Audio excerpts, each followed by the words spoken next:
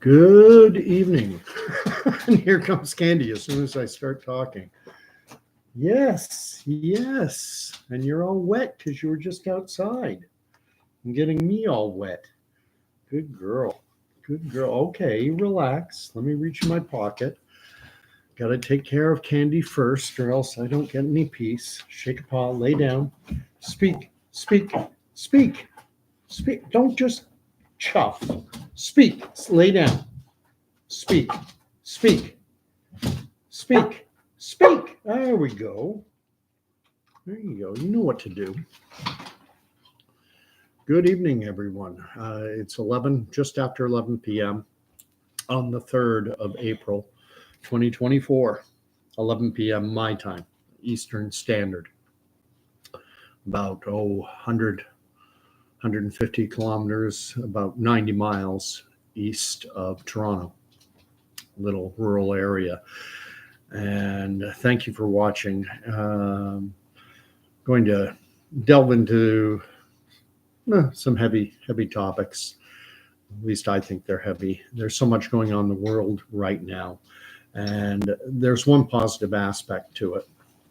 And that is leading a lot of people to lean into the Bible and wonder if these ancient books have anything to say about the times in which we're living now. I believe they do. I believe this book does, or these books. The Bible is 66 books that were written over thousands of years. Most will know that. I mean, what's happening in the world? Obviously, we have the upcoming eclipse. That's on this Monday. It's going to be hitting my area, I believe, around 3 p.m. And that's when it'll be transacting over my area. And I think it's only 3-4 minutes during which there will be totality, where the moon will be directly blocking the sun with just a coronal ring or something around it. Then something that I also knew about, but I haven't mentioned before on this video, and I wanted to do a little more reading on it. Cicadas, which are those, they're large silver dollar sized, if not maybe a little bigger, flying insects that many will know because they make a almost electric sounding hum, like something coming from overhead electric wires. It kind of goes up and down. That probably sounds more like a cow, but there are, most will probably be aware, many will have heard about this, there are broods of cicadas, large broods that have intervals of coming out of hibernation underground. They're basically in the ground, buried in the earth, and then one cohort comes out every 13 years and another one comes out every 17 years. Well, this is a double cohort year where the two broods come out at the same time. And then there are other cicadas which don't have as fixed a pattern that come out as well. And what they are telling us, at least whatever you call insect experts, what are they, entomologists, whatever it is, are saying that we could be seeing billions and maybe even trillions of cicadas. This will primarily impact, I think, areas in New York, Ohio, Indiana, in the Midwestern states. And I was reading someone with I think it was Trent University at their Oshawa campus where they study this stuff, and saying that it could even cross over into Ontario. This individual was hopeful that it would, because this is an event that is not seen very often. Apparently it happened, perhaps the last time it happened was during the presidency of Thomas Jefferson. And when we get into talking about all things biblical, cicadas have often been mistakenly referred to as locusts. Thomas Jefferson, in his writings, referred to cicadas as locusts. And locusts, during the plagues of Egypt, that was one of the plagues, was locusts came down upon them. And around the time of this eclipse, we're going to be hit by potentially trillions, billions at least, is what they're saying, of cicadas, which are very similar to locusts.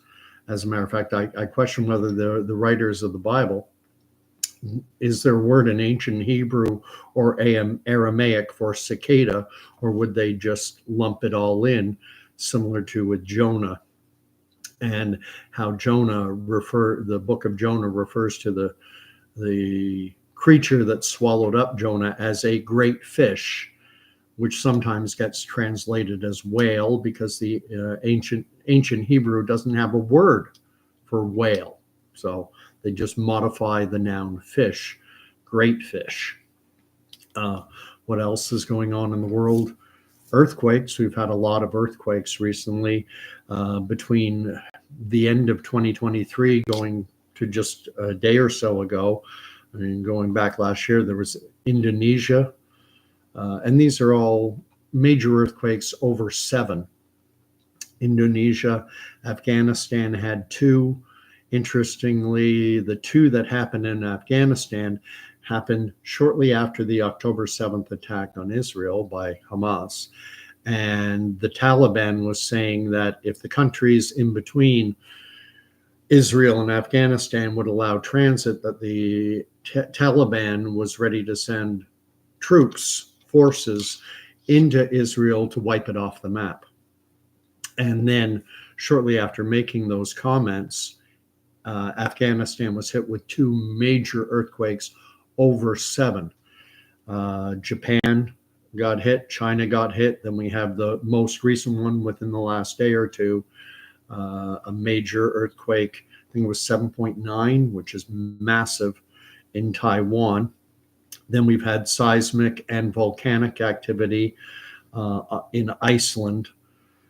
So, it's biblical in a lot of people's minds. And when we get back to talking about what's happening with the eclipse, I mean, there are all kinds of videos out there now showing the path that the eclipse is going to travel, where it's going to be seen and when. As I understand it, it starts in the southwest and then it progresses in a northeasterly fashion, getting up to Niagara Falls and then hugging the shorelines basically of the Great Lakes, narrowly missing Toronto and the GTA. And I think you have to be somewhere around Port Hope before you come into the band where the eclipse will be visible. But many will have seen there are all kinds of cities with the name Salem, which is a Hebrew word, Salem, meaning peace. There are also 7 cities, apparently, called Nineveh, which is biblical, of course, because the story of Jonah centers on the city of Nineveh. Jonah was sent by God to tell the city of Nineveh, a city of over 100,000 people, to repent, or that it would be destroyed in 40 days. And there are 7 cities called Nineveh. And then there was the eclipse that happened in 2017, about 7 years. 7 is a biblical number that denotes completion. 7 days to create the earth. And the two lines, the path of the 2017 eclipse and the path of the 2024 eclipse that's upcoming this Monday, there's a nexus, a point where the 2 meet. And within that nexus is an unincorporated township in the state of Indiana called Rapture. So you talk about biblical. Lots of Christians believe in the rapture. Lots of Christians believe that before the tribulation, that watch the movies Left Behind, that all of a sudden there are just going to be piles of clothes laying on the ground, and there's going to be all the Christians, all true Christians who are washed in the blood, that they will disappear, and that everyone left will be left behind to face the wrath of God and a tribulation. I've already done videos. I do not myself ascribe to this doctrine of the rapture. There are some, this is part of what is called dispensationalist doctrine. And I don't completely throw out dispensationalism, but in terms of the rapture, when it's described in that fashion, as Christians disappearing, being raptured into heaven before things get really bad, I'm willing to allow that when Jesus returns, the second coming, that there will be a rapture at the second coming. But this video that I'm doing right now is on the rapture itself. And then, of course, we have the situation in Israel. And a couple days ago, Israel launched an attack on Syria, on Syrian soil, targeting the Iranian embassy and consular offices in Damascus. The embassy was apparently not touched, but the adjacent consular offices were hit.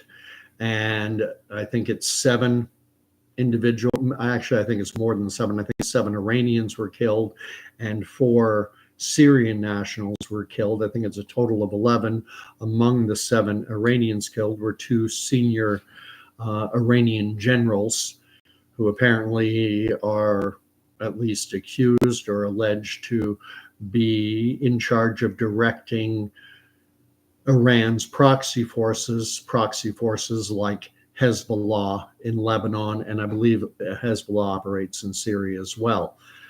And this is something Israel has done from time to time. However, when these type of incidents happen, Israel officially neither confirms nor denies them. They basically say no comment. But pretty much everyone in the world says Israel did it, and I don't question. I'm certain it was Israel as well. So that was a couple days ago. And then within the last 24 hours, something even more horrendous, at least in my eyes, more horrendous, was there's a group called the World Central Kitchen, which is an aid group that was delivering humanitarian aid in Gaza. Apparently they had a convoy of vehicles traveling through the Gaza Strip, delivering food aid. Apparently these vehicles were targeted, and 7 aid workers from, one was a dual Canadian American citizen.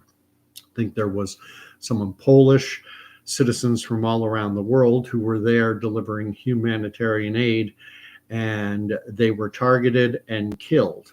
Now, what Israel is saying is that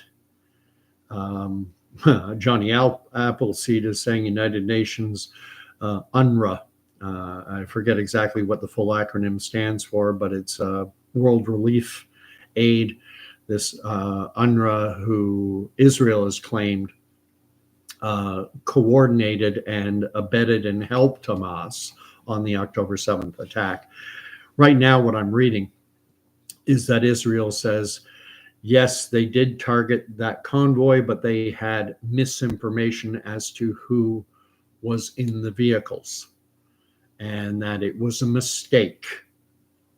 And I'm here to tell you right now, in war, yes, mistakes happen. Yes, bad things happen in war. War is brutal, and I've said it many times. There are no good guys. We have 2 objectives. We know Hamas's objective. It's stated in their charter, in their founding charter. They call it the Covenant of Hamas, written in 1988. And their stated objective, their reason for being, is to wipe Israel off the map, to drive all the Jews into the sea, or to at least get them out of Israel, so that Israel can be replaced by a Palestinian state. From the river to the sea, all of Israel gone and replaced. Israel, by contrast, their objective is less clear. There are voices within Israel saying that that there needs to be the establishment of a Palestinian state, that do advocate for the so-called two-state solution. But I think there are equally forces within Israel that want to take over Gaza completely. They want to not just defeat Hamas, but they want to occupy the territory, and they want to, I'll use the term, Jewify it, perhaps ethnically cleanse it of the Arab, Muslim, Palestinian population, and replace it and make it part of Israel proper. And likewise with the West Bank. And even more problematic is Jerusalem, which is right now, it is Israeli territory. However, it's administered by a Jordanian agency, which regulates specifically the Temple Mount, which is, if not the, in my books, it's the most contentious piece of real estate on the planet, because the Temple Mount is significant to Christians, but mostly it's significant to both the Muslim and Jewish populations of the world. It is the holiest site in all of Judaism. It is said to be the third holiest site in Islam. And there's all kinds of talk that Israel is actively trying to bring about the conditions that will allow their Temple Institute to rebuild what would be the third Jewish temple. And these are unsettling times. I have the townhouse gardener saying, of course they want to take over Gaza. Bibi, that's Benjamin Netanyahu's nickname, and BP Oil made an agreement in like 2017 called the Gaza Marine Project, which is right in the north of Gaza, where BN evacuated all from, coincidentally. Okay. You will remember that on October 7th, the first offensive into Gaza was from the north, and the IDF and the Israeli government instructed all Palestinians in the north to vacate to the southern half of the Strip. Jason King retracted his message. Fair enough. The one of them all pushed south.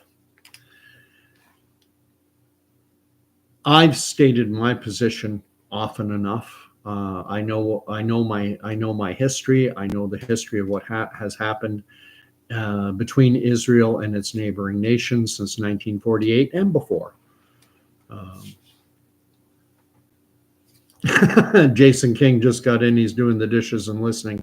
Fair enough. I have the townhouse gardener saying, and it's taking place right now right now, the construction, they're letting in U.S. construction trucks, but they're not letting in any aid. No worry, Jason King. He retracted his message because he misspelled it. Don't worry about spelling, syntax, or grammatical errors or whatever. We all have fat fingers from time to time. I can generally piece together what someone is saying. Townhouse Gardener is of the opinion that Hamas was created by Israel and America, and it's all political crap. I'm not going to state that categorically. I'm very familiar with that opinion, and I don't discount it. I don't dismiss it out of hand, because if Israel does want to occupy Gaza and the West Bank, and Israel wars and the Temple Mount in particular. I mean, we're talking about East Jerusalem in general, but the Temple Mount in particular. This what I consider, and I think many would agree with me, it's the most contentious piece of real estate on the entire planet. And so how can they go about achieving those aims? When Jordan captured East Jerusalem, they ethnically cleansed all the Jewish population. A Jordanian commander bragged. He said, for the first time in over 1,000 years, there are no Jews in East Jerusalem. We've completely eradicated the Jews from East Jerusalem. And I don't have an issue with that, simply because I ascribe to the time-tested old bit of wartime wisdom, which says, to the victor goes the spoils. When you win, you win. Jordan in 1921 was given the 75% of Britain's Palestinian mandate, and they ethnically cleansed out all the Jews. They allowed one Jewish town called Tel Or, because they needed a hydroelectric plant and they needed Jewish capital and expertise to have this power plant. So they put some water in their Islamic wine. There's a contradictory metaphor, if ever there was one. But they allowed that one little Jewish town. And then in 1967, when Jordan again attacked Israel,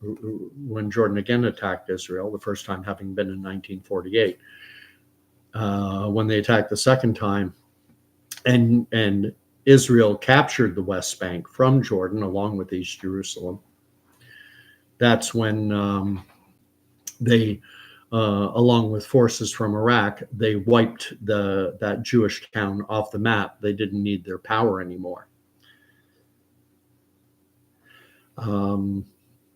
So how do you achieve your political ends? But I wanted to read 3 passages from my favorite book, my favorite collection of books. And the first one I'm going to read is from the book of Isaiah. And it's Isaiah chapter 11, verses 11 and 12. Just 2 verses. So let me find it. Here it is. In that day, the Lord will extend his hand yet a second time to recover the remnant which is left of his people. And his people, he's talking about Israel, the people. Abraham, Isaac, Jacob renamed Israel. So when we talk about Israel, you can be talking about land, the land of Israel, or Israel can also refer to the people. So in that day, the Lord will extend his hand yet a second time to recover the remnant which is left of his people from Assyria, from Egypt, from Pathros, from Ethiopia, from Elam, from Shinar, from Hamath, and from the coastlands of the sea. He will raise an ensign for the nations and will assemble the outcasts of Israel and gather the dispersed of Judah from the 4 corners of the earth. The word of the Lord. Pardon my tongue-tied. The central verse in that, the central point that I take from this is that a second time, in that day, the Lord will extend his hand yet a second time. And the other thing that I take from is at the end of verse 12, and gathered the dispersed of Judah from the 4 corners of the earth. The first exile, most will know, was when the Babylonians in the 500s BC before Christ, 500 or so years before Christ, the Babylonians conquered Jerusalem and Judah, and they carried the people away into captivity. It's where you get the famous Boney M song, by the rivers of Babylon where we sat down, hail, hail, we wept when we remembered Zion. How will we sing the Lord's song in a strange land? That's all taken right from the Bible. And That was the first time, because 70-ish years later, about 70 years later, the Jews were allowed to return to Jerusalem. They were able to rebuild the city, and they started to rebuild the temple, which the Babylonians had destroyed. Isaiah is prophesizing about in that day the Lord will extend his hand yet a second time. So the first time was Babylon. When was the second time? The only time I can think of, when the people, Israel, the people, were gathered back from the four corners of the earth, not just from one place in Babylon, which is in and around Iraq, not just from that one location, but from the four corners of the earth. And that did not happen until 1948 and the time leading up to it, basically from the end of the 1800s and then after 1948. And Jews began returning from the four corners of the earth, from South America, North America, Europe, from Asia, from Africa, from all over the world. Jews started returning. Some people don't have a problem with that, because when Israel came into being, it was largely a secular nation. As a matter of fact, the founding father of Zionism, if you like, of this idea of a Jewish homeland in their historical homeland of the Levant, of Jerusalem, and call it Palestine, call it the Levant, call it Philistia, stick whatever label you want on it. But this idea of a Jewish return to this area really took root in the late 1800s with a gentleman by the name of Theodor Herzl. And Theodor Herzl was not far from, he was about as far from being an Orthodox Jew as one could be. He was very much secular. As a matter of fact, he advocated converting to Christianity to eliminate. His big issue was anti-Semitism, and the persecution that the Jewish people had faced throughout their history. I mean, Rome hated the Jews. You can read about, I've talked about it before, Ignatius of Antioch and Justin Martyr and Tertullian and Irenaeus. These guys hated Jews, and their hatred toward everything Jewish basically became foundational within the Roman Church. And the Roman Church came into being, I think it was around 350, 360, it was in the 300s AD. After having murdered so many Christians for not renouncing their faith in Christ as Lord, and throwing them to the lions, burning them in oil and burning them at the stake, and doing everything they could to eradicate this annoying Christian faith. Then Rome took it over. And my argument is that they, rather than making Rome Christian, they made Christianity Roman. And it's the Romans have always been authoritarian. Jesus taught his followers that if you want to be the leader, then you have to follow. If you want to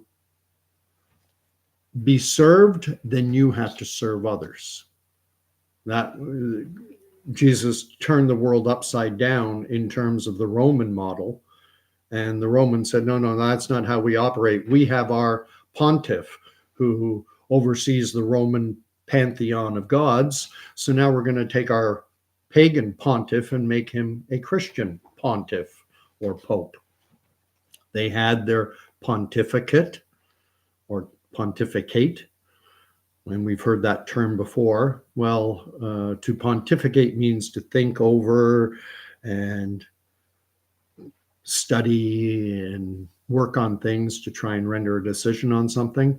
Well, in the old pagan Rome, what would happen is if the Roman Senate was arguing over whether or not to go to war, say to send troops into Gaul, they would go to the pontificate and they had their books on divination, on how to read the entrails of a pig and all kinds of stuff. And so they would consult among each others and their books, and then they would give advice to the politicians, to the Senate, to the emperor. And the head of the pontificate was called the Pontificate Maximus. And they just took that structure that they already had in place and superimposed it onto Christianity. I'm going to catch up with what is being said by the townhouse gardener. Townhouse gardener is saying the Rothschilds in the Brits created the Balfour Declaration and called for all Jews from around the world to come to Israel.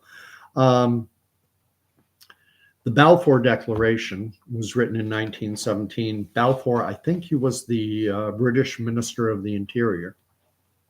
And the letter was delivered to the Baron von Rothschild.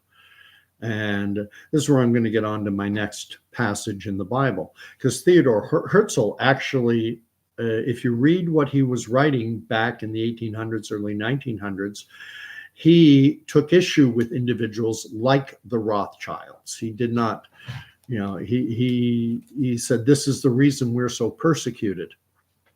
And this is why we need a homeland. And, he's an interesting character to read up on. But if we go to Ezekiel 37, many will know this passage. One of my favorite worship songs, These Are the Days of Elijah, references the dry bones becoming his flesh. And this is what this passage is. Chapter 37, I'm going to read verses 1 to 11. And this is Ezekiel saying, the hand of the Lord was upon me, and he brought me out by the Spirit of the Lord, and set me down in the midst of the valley. It was full of bones. And he led me around among them, and behold, there were very many upon the valley, and lo, they were very dry. And he said to me, Son of man, can these bones live? And I answered, O Lord God, thou knowest. Again he said to me, prophesy to these bones, and say to them, O dry bones, hear the word of the Lord. Thus says the Lord God to these bones, behold, I will cause breath to enter you, and you shall live. And I will lay sinews upon you, and will cause flesh to come upon you, and cover you with skin, and put breath in you, and you shall live, and you shall know that I am the Lord. So I prophesied as I was commanded. And as I prophesied, there was a noise, and behold, a rattling, and the bones came together, bone to its bone. And as I looked, there were sinews on them, and flesh had come upon them, and skin had covered them, but there was no breath in them. Then he said to me, prophesy to the breath, prophesy, Son of man, and say to the breath, thus says the Lord God, come from the four winds, O breath, and breathe upon these slain that they may live. So I prophesied as he commanded me, and the breath came into them, and they lived, and they stood upon their feet, an exceedingly great host. Then he said to me, Son of man, these bones are the whole house of Israel. Behold, they say, our bones are dried up, and our hope is lost, and they are clean cut off. That's all I'll read for now. You can read more. Ezekiel chapter 37. It's worth reading the whole book. It's worth reading the entire Bible. But many interpret this to mean that when Israel is brought back together, that it says dry, spiritless bones with no breath in them, like the vision that Theodor Herzl had, using agents like the Rothschilds to make it come to fruition, that Israel would come together and that it would not be a godly nation, but that it would come back together, and that over the course of time they would come to their dry bones would develop flesh, their spiritless existence would God would infuse them with his spirit. Metaphorical language. Now I'm going to read the last passage I wanted to read, and it's from the book of Amos in chapter 9, verses 9 and 10. For lo, I will command and shake the house of Israel among all the nations, as one shakes a sieve, but no pebble shall fall upon the ground. All the sinners of my people shall die by the sword, who say evil shall not overtake or meet us. In that day I will raise up the booth of David, booth, tent. In that day I will raise up the booth of David that is fallen, and repair its breaches, and raise up its ruin, and rebuild it as in the days of old. And again, the word of the Lord. And again, I'm not going to, Amos is a small book. Ezekiel's large. Isaiah is quite large. I did have some other passages. These aren't the only three that speak to this about Israel coming back together. But Israel, as it always has been, is full of broken, stiff-necked, rebellious people who do what is right in their own eyes. And like any other nation, Jesus exhorts his followers, look at the speck, look at the log in your own eye before pointing out the speck in your neighbor's eye. And we're very good. And I think this online world just makes things exponentially worse, because we all mount our thrones and we say, we want to show ourselves to be good and virtuous and wonderful people. And I know, and we saw it during the COVID era in spades, because if anyone dared to question the efficacy of forcing the abused to be locked down with their abusers while leaving alcohol essential, a good many people simply defaulted to what the authority figures were telling them. And they said, well, they have to keep booze essential, because otherwise people will start drying out because they don't have alcohol. They'll have DTs, and our hospital systems are going to be overwhelmed, and they won't be able to handle those people. And yeah, it's horrible that these, kids who are abused have to be locked into their houses with their abusers while their abusers get to have booze. Yeah, that's bad, but it has to be done because our hospitals can't handle. And then what happened? Our hospitals were empty. Talk to people. Yeah, there were places like Elmhurst Hospital in Brooklyn, New York, which were inundated like they normally are during a regular flu season. But the hospitals I know of in Ontario, I had a very good friend of mine who developed an infection in a knee that had been scoped out. He'd had an operation on his knee. It got infected. He went to the hospital, and he was in and out within less than an hour. He couldn't believe it. So the hospital was empty, which is something you would never see in March, April of the year. You'd never see it at any time. Normally you go into the hospital and you have to wait an hour or 5 at least, and to catch up with what is being said. Where are we? So the Town Hall Gardener says, he's saying, or Palestine, or whatever it was called at the time.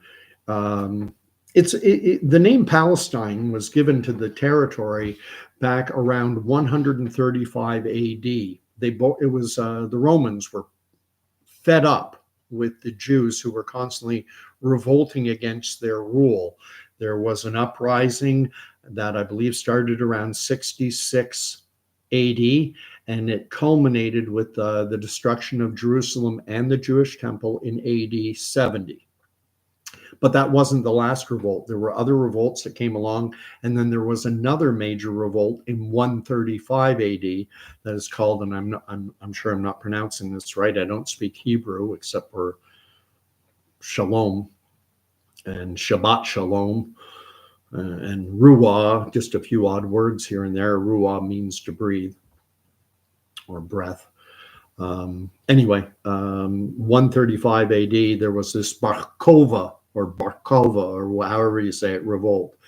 And at that point, Hadrian, who was the emperor of Rome, had the name of Judah wiped off the map, and it was replaced by the name Philistia, which was the Latin rendering of the word Philistia, which was the land of the Philistines. And eventually that got rendered into English, because not all sounds are the same, but they were the Philistines, who were the natural enemies of the Jews, of the people of Israel, 1,200, 1,300 years before Hadrian's time. So he reached back into history more than 1,000 years and wanted to stick it to the people of Israel. And so he said, there, I'm renaming your country. It's no longer Judah. It's no longer Israel. Now it's the land of the Philistines. It's Philistia. And eventually that got rendered into English as Palestine, and the name stuck around. When Mark Twain visited in and around the 1860s, he referred to it as Palestine, even though at that time it was part of the Ottoman district of Syria. It was part of their Syrian province. But the name, I'm sure, names change, but names can stick around too.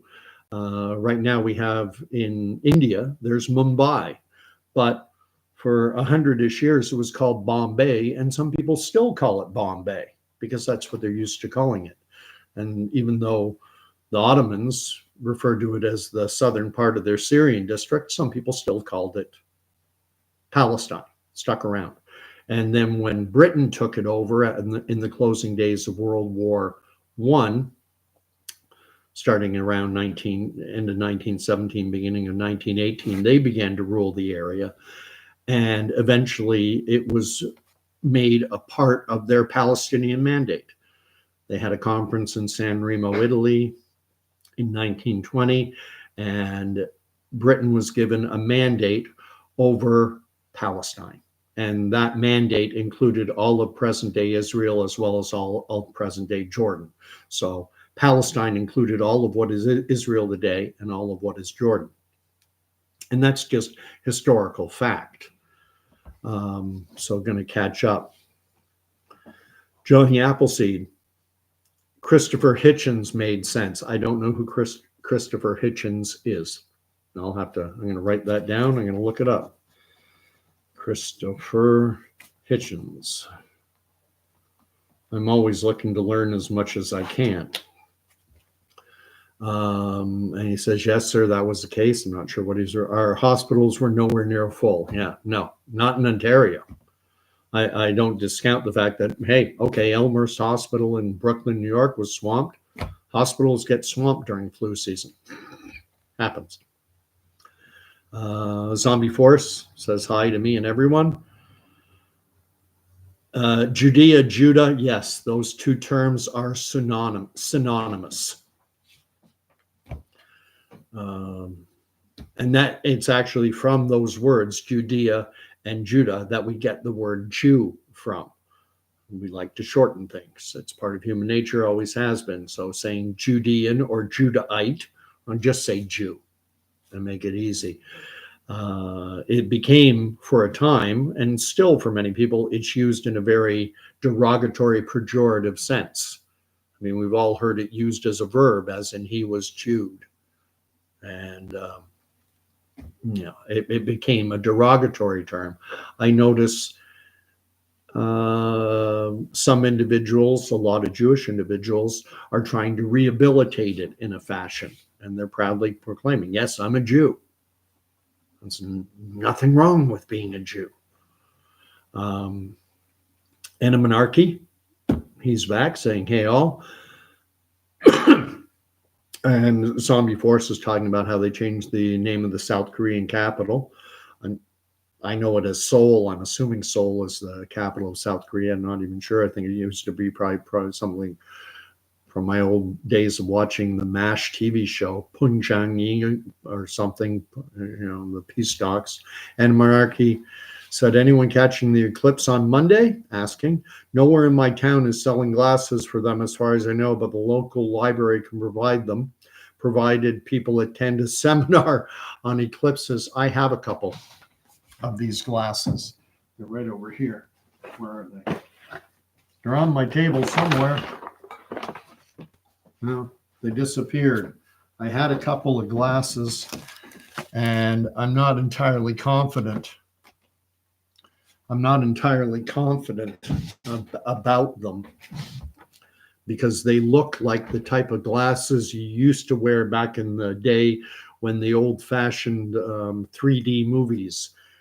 They're just they look like those cheap little cardboard things, and I'm not entirely confident in their ability to protect the retina and everything like that. My degree in ophthalmology, like my degree, all my other medical degrees, comes from the internet. So what do I know?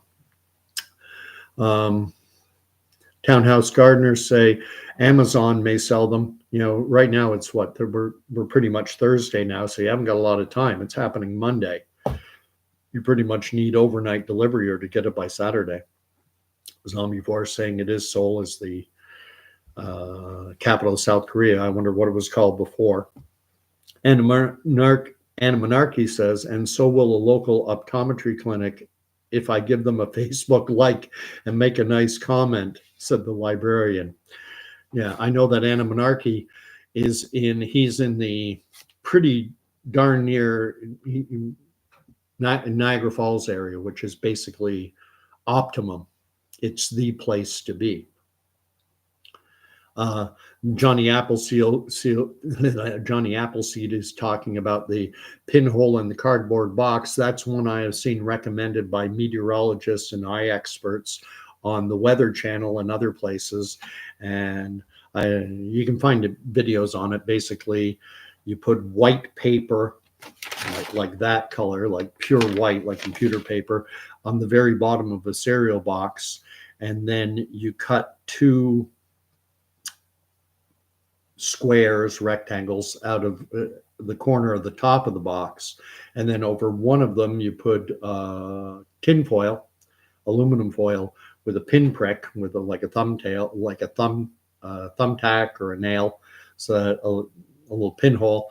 And then you look through the other side while you have your back to the sun. You have your back to the eclipse. And the idea is you get the image of the eclipse to go through that pinhole, and then it projects down onto the white at the bottom of the cereal box, and you'll be able to see the sun and moon move, basically the sun move over top of the moon, and you'll be able to watch it without risk of damaging your eyes. And that's still the method I'm probably going to use. Got to keep going. Everyone wants to talk about the eclipse. I want to talk about faith. I love talking Bible. And the one good thing about this insanity that we've been living through, since the COVID era, and it hasn't, it's gone through peaks and valleys, but is leading a lot more people to lean into the Bible and to ask, because there's so many, the ground is shaking under our feet so much. It certainly did during the COVID era. That was absolutely insane.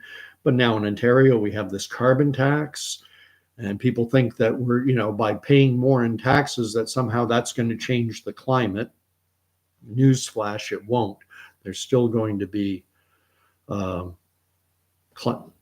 serious climactic events no matter how much we pay in taxes. Jason is asking people to hit the like and subscribe button to help me out. I do appreciate it. Jason King is asking me if I have any good religious jokes. You want a religious joke? I'll tell you a religious joke. It's about a Scotsman. Just a second, I got to get my Scotsman accent on. All right, there's a guy from Glasgow, and he's in the Holy Land, and he's at the Sea of Galilee, and there's a guy giving boat trips across the Sea of Galilee, and so the Scotsman, he goes, "All right, how much to go?" And the guy says, $100. And the Scotsman goes, "You got to be crazy. $100 to go on a boat on that piece of water for just that?" And the operator of the boat says, "Hey, my friend, this is the water that Jesus walked on." And the Scotsman goes, "For $100, I'd walk too."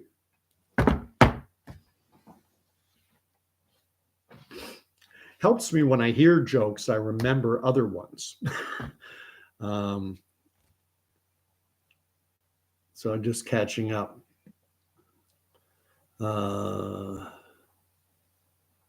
Amonarchy. Amazon selling the glasses. Amonarchy is about an hour north of Toronto. Half an hour. Oh, Alliston. Okay, so you're not in the band, so you're gonna have to come down to my area, or you got to move. Johnny Appleseed says Honda City, whatever Honda City. Oh, is that the name that was Korea? Maybe. Oh, here he goes. It was called Zombie Force says it was called Hen Song. Seoul was called Hen Song until 1945. Learned something. Monarchy used to be a Honda janitor. It was my after-school job and a little extra cash in the summer and winter shutdowns.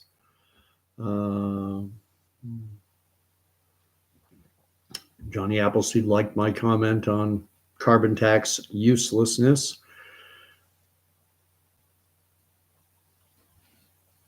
Yeah, Townhouse Gardener is saying that paying more in taxes and getting a check back for half of the amount. I don't even think it would be half. They're hoping that we'll forget about that part. The fact that we're paying thousands more, but here, your inflationary costs, you're going to be spending $4,000 or $5,000 more per year, but here's $1,200. And but should be noted, Nanos just came out with a poll within the last 48 hours that actually shows the gap between the conservatives and the liberals has closed to about 12 or 13% from darn near 20. And they have the liberals going up from 22, 23% up around 27%. And they currently have the conservatives polling in around 30%, around 37%, down from 40 or 41, 42. So, and in politics, a lot of things are about momentum. It's all about momentum. And remember that in the 2019 election and the 2021 election, the Liberals actually lost the popular vote. I'd have to double check again what their actual, they only got like 32% of the popular vote. And the Conservatives actually got more votes nationally than the Liberals did. But the Conservative vote is very inefficient. When they win seats in Alberta, they get 65, 70% of the vote in pretty much all of Alberta, in Saskatchewan and Manitoba. They win by landslide. When the Liberals win in Ontario, they win with 40, with 38. So there's a lot of wasted votes that Conservatives get. So even though they won the popular vote, we got stuck with Trudeau. My Scottish is not as good as it used to be. I need to talk. I work with a guy named David who's from Glasgow, and it's not great, but I can do it pretty good. But I got to work on it. I got to watch Shrek. Anna Monarchy says, no way for me to go anywhere. I live in poverty, no transportation. I move my stuff with a shopping cart. Alliston has Canada's only Honda manufacturing plants. I hope you're exaggerating a bit.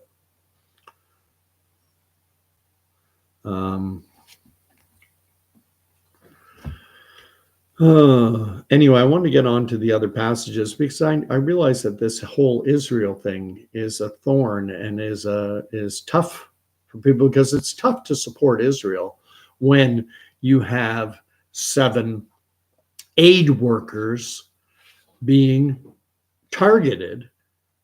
And I thankfully in my military career, I never saw combat. And even if I had, I would have been inside the wire, so to speak. In all likelihood, I worked in the communications branch, ASIS, Army Communications Information System Specialist, and I would say, yeah, I'm a rad op. I'm a radio operator. But I talked to lots of people who have been in combat, and mistakes happen. This idea that war is ordered and that there are rules and everything, once the bullets start flying, all the rule book gets thrown away. And I can't even for a moment imagine how I would react in that situation, the type of mistakes that I might be prone to make if someone was firing at me and your adrenaline is shooting through the roof and your judgment. And so when the IDF, when the Israeli Defense Force steps into Gaza, they are in enemy territory. Hamas is reckoned to have 10,000 plus operatives, soldiers, call them whatever you want, but they're an irregular force. They don't have a uniform. They don't have, you can't identify them. And this is the situation into which the IDF is walking. And mistakes are going to happen. And decisions have to be made quick. And sometimes, because it can be life and death, and it can be your life.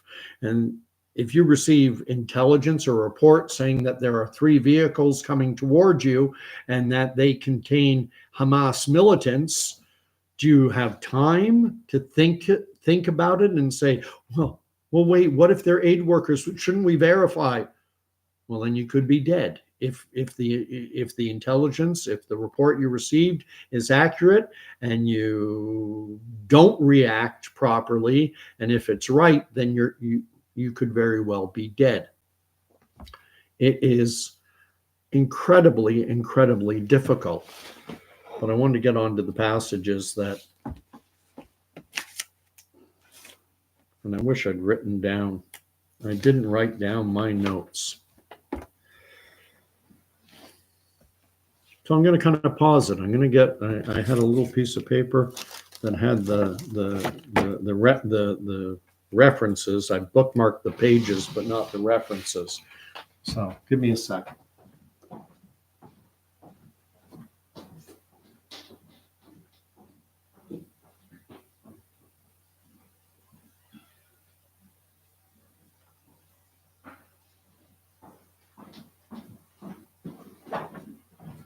Sorry about that. I take the time to write them out, but then I didn't. Let me just catch up here very quickly. Muck Duck Farmer says it looks really bad on nightly news. That's one area I'm fortunate in. I don't get the nightly news. I don't have television in the house, so I go to my news feed, and those stories that I want to read about, I read. And I can read them from a variety of sources. I read Al Jazeera articles almost every day because I don't want to be in my echo chamber. I want to hear how it's being reported from the other side, as it were, from perspectives that don't cater to my bias. But I also read the Times of Israel and the Jerusalem Post as well to get a balance. And the one thing is, I think reading the news is better than watching it on TV, because when you watch it on TV, they manipulate. They put in dramatic music, bum, bum, bum, bum, more terrifying news out of the Gaza Strip, more horrifying. They tell you what They program you about, you should be horrified by this. You should be terrified by this. You should be, a gut-wrenching scene unfolded, and it's like, oh, gut-wrenching, okay. It's like me and my dog, Candy, Pavlovian. Ring the bell, tell me how to react. And I don't need that. I don't need you to tell me how to react. Just report the facts and I'll decide how I want to react to it, whether I want to be emotional or not. And I try to keep my emotions in check as much as I can, because once your emotions get involved, your capacity for critical thinking goes out the window. And that is why the COVID era works so well. The reason that things work so well in getting probably 80-ish% of the Canadian population to willingly take an improperly tested and dangerous thing is because people were scared. And when you're scared, you can't think critically. And goodness knows you cannot argue or discuss things with someone in an emotional state. Good luck. And it's similar with this situation in Gaza, because the news is driving an emotional response in people. And I get it. You see, the images are horrific. Children, mass graves. You see women being interviewed. I do sometimes tune into the video coverage of the news on YouTube so that I just have a sense of what's going on, and seeing a woman leaning over the body of her dead child and saying, "Where did they hit you, my boy?" If that doesn't impact you emotionally, you haven't got a heart. It is gut-wrenching what happens in war. But what I like to remind people is the fact that in Yemen, 250,000 children under the age of 5 have been killed during that civil war, and no one cares because we're not programmed to care. Horrible things happen in this world. And when war is going on, horrible things happen. And every side, the Palestinian side, Hamas, Houthis, Hezbollah, Iran, they are engaged in propaganda. They have propaganda masters who are trying to sway world opinion in their direction. And Israel likewise does the same. Israel has propaganda arms as well. Saw recently there was a claim of 40 casualties, and they used the number 40 specifically because 40 is a biblical number. 40 days, 40 years in the desert. The people of Israel wandering about, 40 days and 40 nights of the flood. Jesus going into the desert to be tempted by, to after 40 days wandering in the desert, and then being tempted by Satan with the 3 temptations. Israel engages in propaganda too. When I go onto my YouTube feed now, for a while, it hasn't happened as much lately, but for a while, I started suddenly seeing scenes from the movie Schindler's List. And I have no doubt this is propaganda. Propaganda comes from all sides.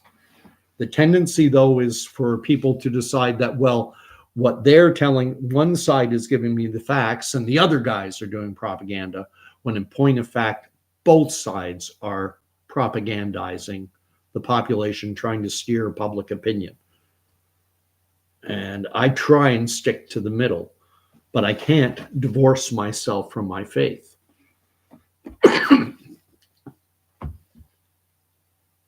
And Monarchy says both sides are wrong.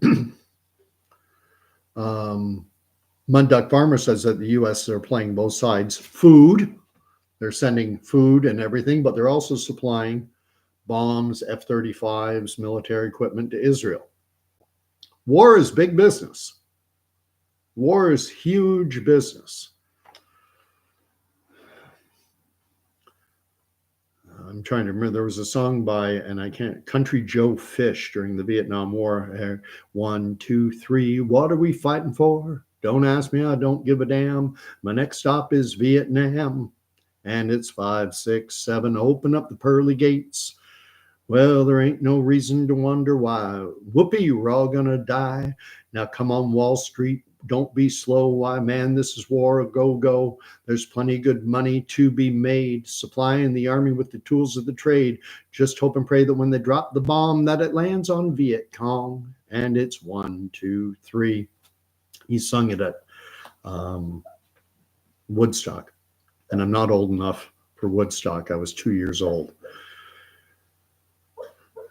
And Townhouse Gardener says he did that from day one with the beheaded babies that didn't actually get beheaded. And that's something I've made mention of on here before. I don't talk about beheaded babies. I don't talk about rape. I don't talk about anything unless I can be reasonably certain it's true. Like, one thing I will talk about is, did Hamas kidnap and hold hostage babies, infants? Yes, because during that brief ceasefire period, I forget when it was, November, December, there was a cessation of hostilities, and I forget if it was 4-1 or 8-1, but for every 4 or 8 Palestinians being held by the Israelis in their prisons, one Israeli hostage was released. And the first hostages to be released were women and children. And then some of the children were babies, infants. And that's a war crime. Kidnapping babies is a war crime. You don't have to get emotional about it. You can. And I'm sure that in Israel, people who knew, firsthand of someone who had their child, an aunt or an uncle or a grandparent who had their niece, their nephew, their grandchild kidnapped and taken into Gaza and held in one of these tunnel networks. There's propaganda on both sides. Both sides demonize the enemy. Both sides, we're all good and they're all bad. Well, guess what? There isn't a good guy. There isn't a bad guy. The only good guy is all of humanity, Israeli, Palestinian. We are fallen, we are broken, and our only path to righteousness is through the cross. So I'm going to read. Townhouse Gardener says it's not really a war, it's a genocide. I'm not comfortable with calling it a genocide. I do think that Israel wants to do what Jordan did. I think, when Jordan took over the West Bank in 1967 and took over East Jerusalem in 1948-49, during the first Arab-Israeli War, Jordan did not have the West Bank. The West Bank was part of the old Palestine. It was part of what was left of the British Mandate. And Britain vacated it, and it was a free-for-all, and there was a war. And Jordan managed to capture the West Bank and East Jerusalem, and they ethnically cleansed it. They got rid of the Jews. So you want to call it a genocide? I don't consider ethnically cleansing a population to be a genocide. It was their territory. To the victor goes the spoils. Well, in 1967, I think Israel's big mistake was in not engaging in ethnic cleansing of Gaza, the West Bank, and Jerusalem. It's their territory. They won it. To the victor go the spoils. But Israel, I think, is held to a different standard because they are a Western democracy. They're not some emirate kingdom or some caliphate type, not a theocracy by any stretch of the imagination. They're dry, spiritually, their bones are dry. They've got no skin or flesh on them. They're spiritually dry. And so ethnically cleansing, the Jordanians can do it, but the Israelis aren't allowed. It's a bit of a double standard, but it is the way it is. Thanks, Johnny Appleseed. I try. Johnny Appleseed and I, the Townhouse Gardener and I are going to disagree on a lot of things by the look of things. Johnny Appleseed asked the question, why will no other Arabic states accept Palestinians? That's a very good question. One of the reasons is Jordan kicked the PLO, Yasser Arafat's old Palestine Liberation Organization, out of Jordan because they were trying to take the darn country over. But then again, Jordan is Palestinian. It was part of the original British mandate for Palestine. It was the largest chunk, 75%. Jordanians and Palestinians are the same people. And in terms of Gaza, it was Egyptian territory until 1967. And then during that war, Israel captured both Gaza and the Sinai Peninsula from Egypt. And, you know, I mean, when the Arab nations lost the very first war, 1948 to 1949, they called it the Nakba, the disaster, the catastrophe. And that's a great name for it because militaristically speaking, when you go 5 nations against one brand new one-day-old nation of only 700,000 to 800,000 people in total, and your populations are over 30 million, Egypt, Syria, Lebanon, Jordan, Saudi Arabia, 5 against 1, 30 million plus population against 700,000 to 800,000 plus population. That's total population for the Jews in the former British Mandate of Palestine against countries that had, and those 5 nations lost. It's almost miraculous that Israel was able to win the territory that they won and establish themselves as a nation state. I'm going to get on to, I'm reading Jeremiah chapter 30, verses 8 to 11.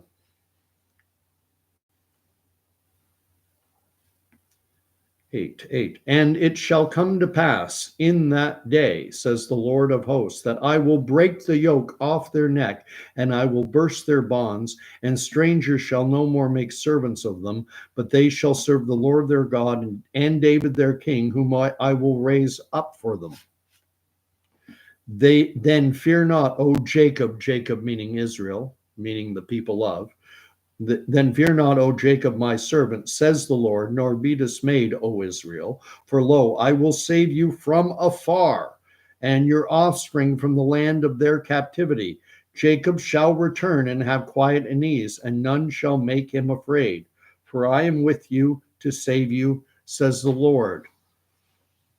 I will make a full end of all the nations among whom I scattered you, but of you I will not make a full end. I will not make a full end. This is what it was saying in Amos about, I'm going to shake the house of Israel. There's a day of reckoning coming for Israel. I'm not saying that Israel is perfect and godly and righteous, today's version. There's a reckoning coming for Israel. Is Benjamin Netanyahu and his supporters going to be part of that reckoning? I don't know. You don't know. Who knows the mind of God? A lot of people seem to think they do. In social media, they mount their throne and they say, oh, you know, Palestine will be free from the river to the sea. You know, I condemn Israel and I praise Palestine. Who are you? Are you God?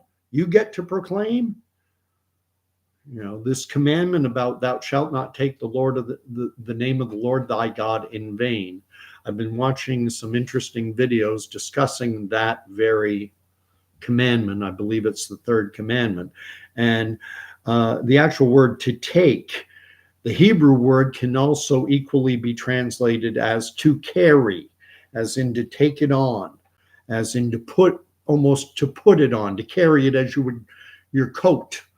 And, you know, I'm God now. So I'm declaring with godly virtue that Israel is condemned and, you know, Palestine, the Palestinians are vindicated. It's not your place. It's not my place. God will sort, you know, people love to sit in the judgment seat of God and proclaim that they, and we see the same thing in the woke left. It's rampant in the woke left with their, you know, the transgender business. They're full of righteous indignation, aimed directly at anyone who dares to disagree with their utopian worldview, because they're God in their eyes. And that's dangerous.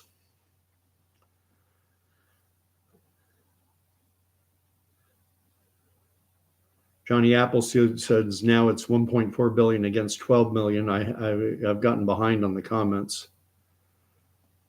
Johnny Appleseed says, why is Israel not allowed to win a war? They've won. They've won so many wars. They didn't win the totality of the British mandate, what was left of it. Jordan got 75% of the Palestinian mandate in 1921. That was payback. The Hashemite dynasty had allied itself with Britain because the Arabians didn't like being the Ottoman Turks were seen as being oppressive and exploitive, and so they were happy to join on with the British and to fight against the Ottoman Turks. And the rulers who had allied themselves with Britain were the Hashemites, the House of Hashim. But as World War I was drawing to a close, and then in the early days after the war ended, something of a civil war broke out on the Arabian Peninsula between the House of Hashim and the House of Saud. And the House of Saud won, and they ended up ruling Arabia, and that's why we call it Saudi Arabia. And this Hashemite dynasty was a royal family with nothing to rule. So Britain said, okay, well, look, up here in Palestine, you can have 75% of our mandate. And they gave it to them in 1921. And the Jews who were living in that part of Palestine were cleansed, except for that one town, Telor, which was allowed to have some Jews because they needed Jewish money and expertise for their power plant. That's okay. To the victor go the spoils. Britain gave it to the Hashemite dynasty. It's not a democratic country. It's now the official name of Jordan is the Hashemite Emirate of Jordan. That's the official name of it. So Israel in 1948-49, that first war, after Britain vacated the remaining 25% that remained of the Palestinian mandate, Israel won most of it, but they didn't win East Jerusalem. They didn't win the West Bank. They didn't win the Gaza Strip. Egypt won the Gaza Strip. Jordan won the territory on the West Bank and East Jerusalem. So they didn't win everything, but they did establish themselves. In 1967, they went to war again with Egypt, Jordan, and Syria, and they took territory from all three of those. From Egypt, they took the Sinai Peninsula and Gaza. From Jordan, they took the West Bank and East Jerusalem. And from the Syrians, they captured the Golan Heights. So Israel won that war. Then in 1973, there was the Yom Kippur War, where again, Syria, Jordan, and Egypt attacked Israel again, a surprise attack on their holiest day of the year, Yom Kippur, the Day of Atonement, caught them off guard. And so, and if you want to look at things from strictly a militaristic viewpoint, when's the best time to attack your enemy? When they're not expecting it and when their defenses are down. So they picked a good day from a military, but they ended up losing. Israel held on to Golan, to the West Bank, to East Jerusalem, and to Gaza. And so Israel has won its share, more than its share of war. It punches way above its weight. Because when you look at the populations of all those countries, just forget Saudi Arabia and even forget Lebanon. Just look, because Syria, Jordan, and Egypt were, up until 1973, were the main antagonists of Israel. Let's go on. But there were videos of Hamas with those babies, and it was showing them, rocking them in strollers and playing with them and feeding them. Videos. In today's digital age, I do not believe any videos. Okay? I don't believe the videos put out by Israel, and I certainly don't believe the videos put out by Hamas either. Videos aren't proof. There's a video effects thing you can watch here on YouTube where they show a kid walking along what looks to be a steep embankment where one wrong step and he could fall into a hydroelectric facility. And then they show you how it was done with the blue screen type technology or green screen type technology. And it was just a kid walking along a fence along a parking lot. And if he fell back, he would have just fallen back into the parking lot. But they made it look, you can fake anything nowadays. Back, in the 1800s and, before the modern age, before the electronic age, they used to tell people at times of war, believe half of what you read and nothing that you hear, because propaganda. There's so much propaganda. During World War I, the press came out and they said the horrible Huns, the Germans, they started to call them the horrible Huns to conjure up images of Attila the Hun. They said that they were cutting the hands off of Belgian children. And people read that in the paper and they believed it. And now people watch a video and they say, well, I saw a video. And I'm sorry, I don't want to, we all do this because videos hit you emotionally. They bypass that critical thinking part of the brain and we tend to accept things because we react to them emotionally. I don't believe anything I see in a video. And so Townhouse Gardener is talking about other videos, and they may be real, they may not. No way to know. There's pretty much no way to know. And that is equally true for stuff that comes out on the Israeli side. You have to be skeptical of everything. Townhouse Gardener says we shouldn't be against any innocent, and we shouldn't be against any innocent Muslim. It's Zionists that are doing this. I don't have an issue with Zionism. People use the term Zionist like it's a bad word. You're a Zionist. Yeah, I'm a Zionist. So, the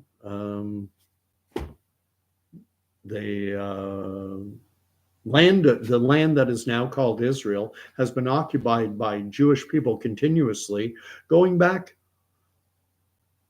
to biblical times. Yes, it's gotten down incredibly low. I mean, that's why that Jordanian commander bragged how in 1948, when Jordan managed to capture the Temple Mount in East Jerusalem, bragged, and this is available in multiple sources, even from the Jordanian and Al Jazeera side of the reporting, that it was bragged for the first time in over 1,000 years, there are no Jews in East Jerusalem.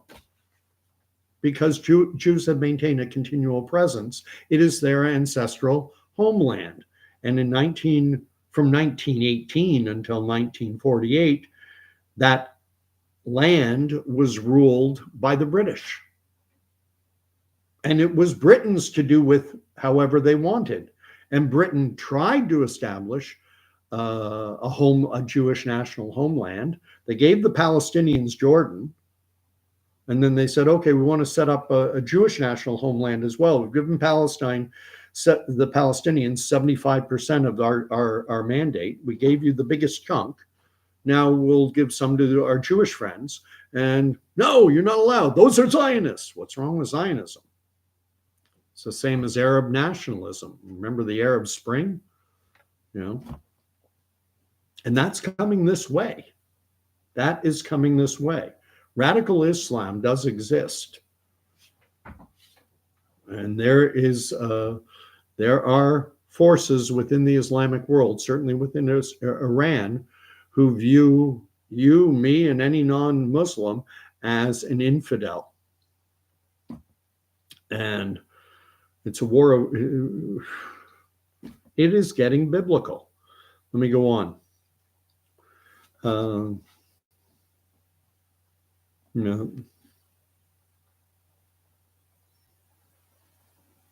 I'm just reading through.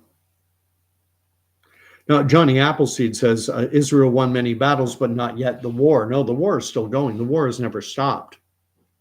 And the reason the war will never stop is because most of the Arab world does not too much of the Arab world does not recognize Israel's right to exist.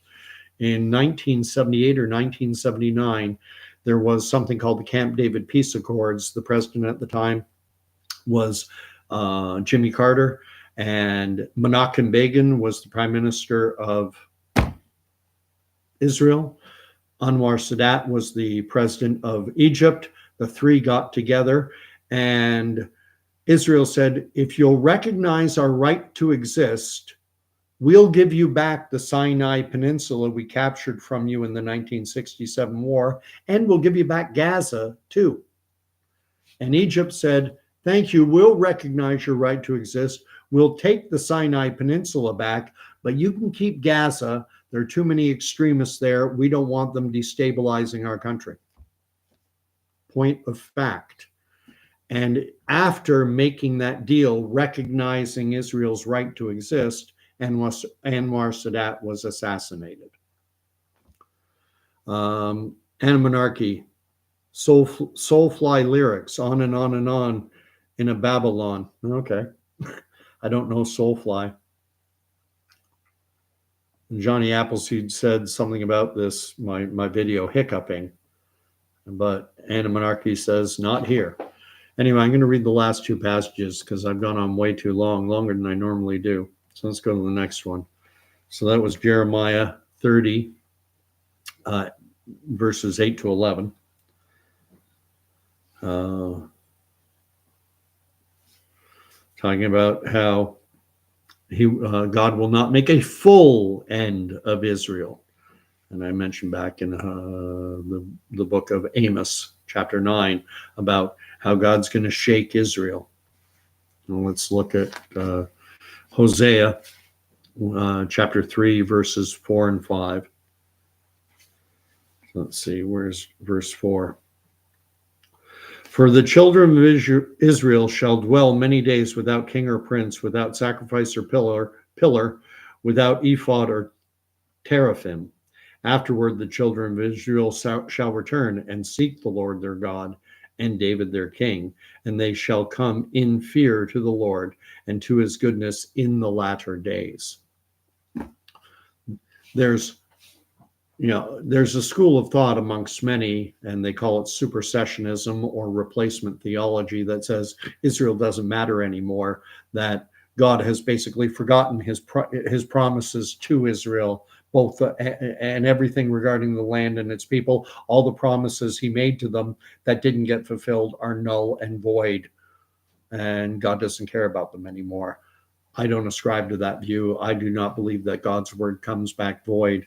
I believe that the children of Israel will return, and that they will seek the Lord their God and David their king meaning Jesus Christ.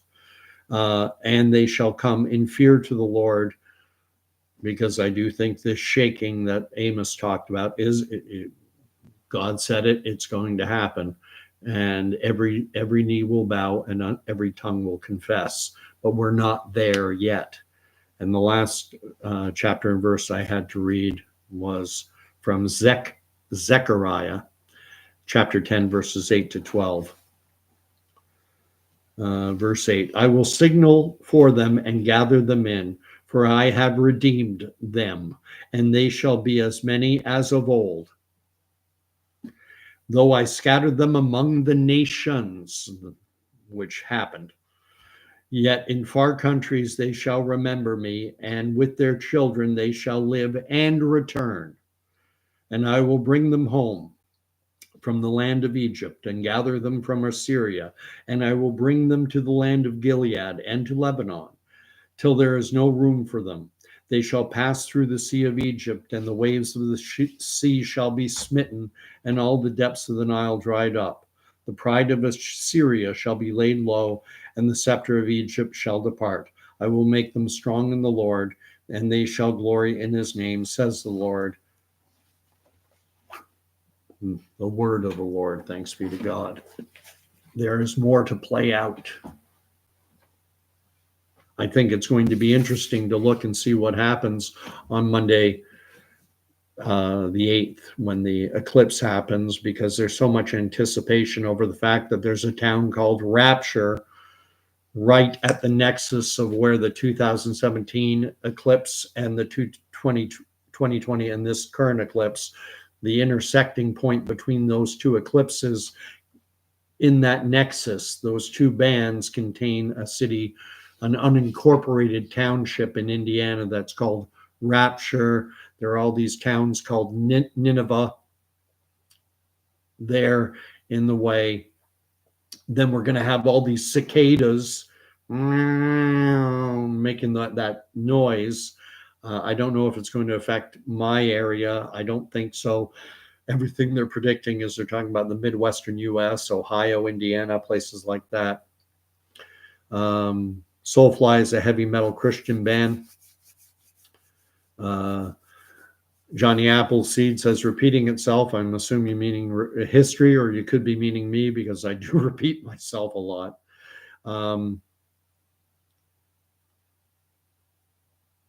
Anarchy thinks that someone may be having some type of glitch on their end, hopefully not mine. Townhouse Gardener says, we won't believe, Townhouse Gardener's in a mood to argue. We won't believe the videos of hostages being released and shaking the hands of their captors. But we'll, the parachuters, I never talk about that because I don't know. I do believe they broke down the border fence. That gliders, wasn't it? That there was claims of gliders and maybe parachuters. But I didn't hear parachuters. I heard hang gliders, which, or and I didn't pay attention to that. In terms of the individuals, and again, this is where propaganda on all sides. Were the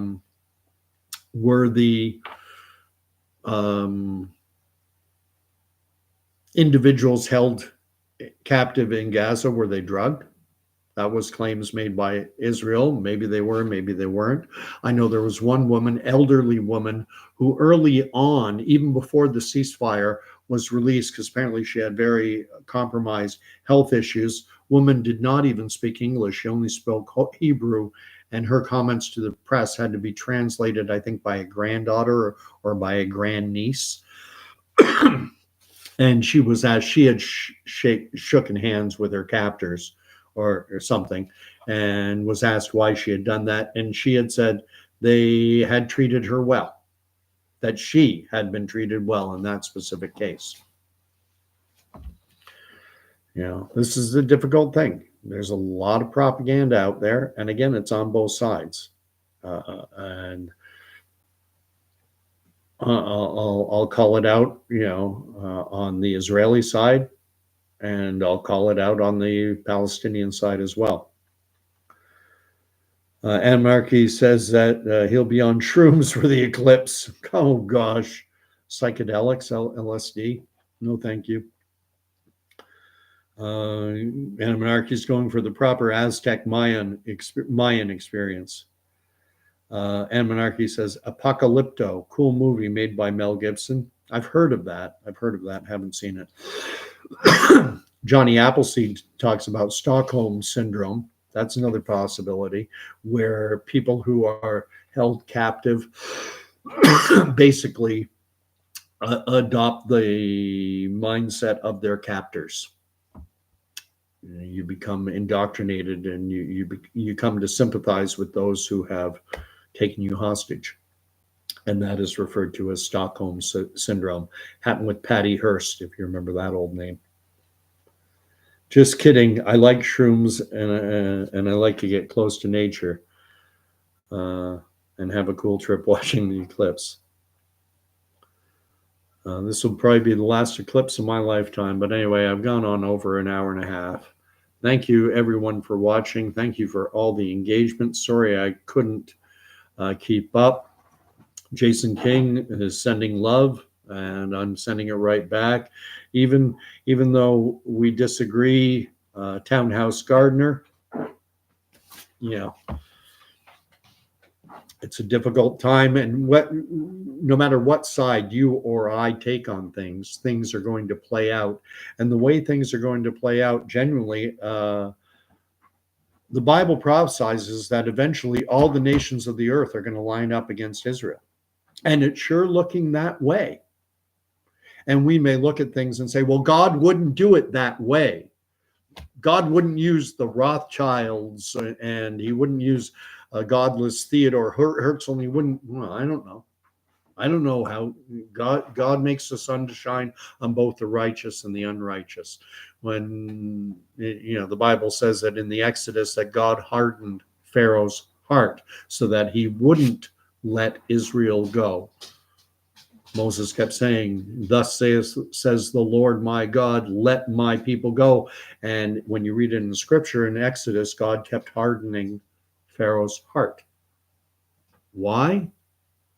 My take from it, I'm not proclaiming this is that I have supreme knowledge. This is just my take, my opinion.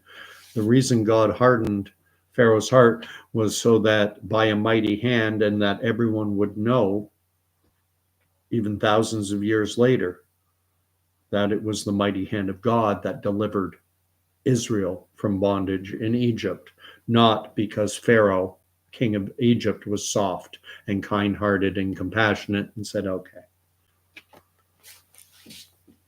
So 10 plagues. And then when they did come out, they were able to despoil Egypt. And for those who discount that the Exodus genuinely took place, I would invite you to watch a James Cameron of Avatar and Titanic fame. James Cameron produced documentary put out by a gentleman by the name of Simcha Yakubovich, who I believe is an Israeli-Canadian dual citizen and something of an archaeologist, although I don't think he's I don't think he has the formal accreditation as an archaeologist, but call him a pseudo-archaeologist if you want. But James Cameron financed a documentary on the Exodus. You can search it out. James Cameron, Simcha Yakubovich. Don't ask me to spell Simcha Yakubovich and Exodus. You'll find it. It's over an hour long. Then you can look also at the Ipawar papyrus, where there's this papyrus that's reckoned to be from around the time of the Exodus. Carbon dating isn't perfect, but it's reckoned to be from around that time, and it appears to be giving a firsthand account of someone saying that all the water being blood and poisoned, and people unable to drink and thirst, and the sky going dark, and echoing a number of the plagues written in the biblical account. So you have an extra biblical account called the Ipawar, and there are different pronunciations of it. Ipawar papyrus, echoing what was in Exodus. And then you can also look at that documentary if you like. Anyway,